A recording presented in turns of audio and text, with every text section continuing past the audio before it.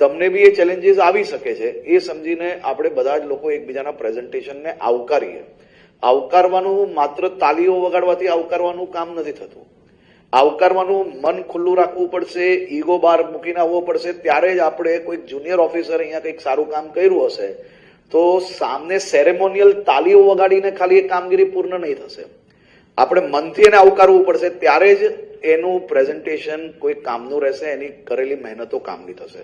મારી આપને વિનંતી છે કે ખૂબ જરૂરી જિલ્લામાં કે તમારી રેન્જની અંદર કોઈ વિષય ના હોય ત્યાર સુધી આપણા બધા જ લોકોના ફોન એ તમારા બધા જ લોકો પાસે જે સાથીઓ બહાર છે એ આ સેશન પછી બધા જ લોકો પોતપોતાના ફોન એ બહાર મૂકીને 2 દિવસ પૂરતું તમે બધા જ લોકો અનુભવી અધિકારીઓ છો, તમને બધા જ લોકોને બધી જ માહિતીઓ છે, પરંતુ એવું જરૂરી નથી કે તમે જે પોતાના જિલ્લામાં અને રેન્જમાં કરો છો એ બધી જ વસ્તુઓ બેસ્ટ છે.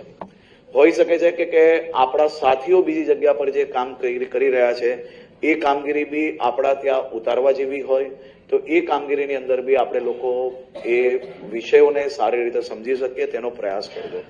બીજું કે આ 2 દિવસ દરમિયાન જે નવા વિષયો, નવી ચર્ચાઓ જે છે એને મોટા મને એક્સેપ્ટ કરતા શીખવું જોઈએ. આપણે ઘણીવાર કેવું હોય છે કે આપણે મનની અંદર એવી ધારણા કરીને આવીએ કે હું જ સર્વશ્રેષ્ઠ છું.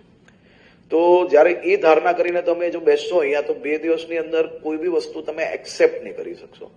મારી આપને વિનંતી છે કે બધા જ બેસ્ટ ઓફિસર્સ છે, પરંતુ તમામ લોકો એક જેવી પરિસ્થિતિઓનો સામનો નથી કરી શક્યા.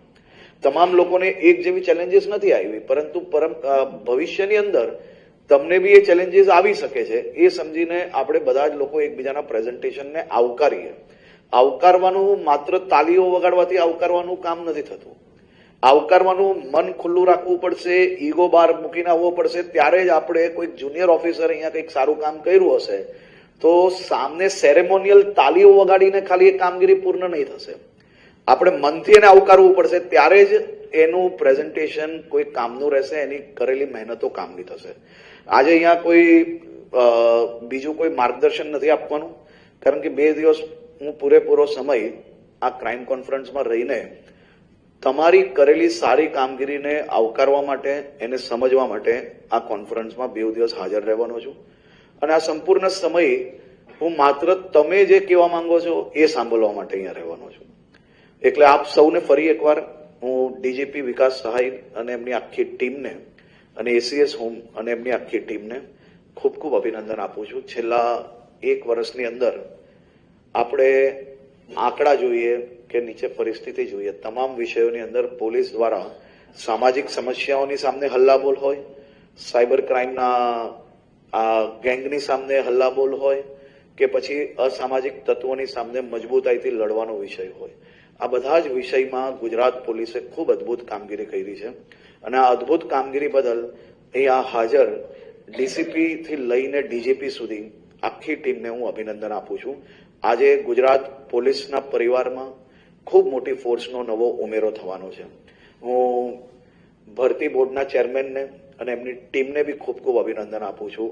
કોઈ બી પ્રકારના વિષયો વગર એકદમ સારી રીતે આ ભરતી એમને પરિપૂર્ણ કરી છે.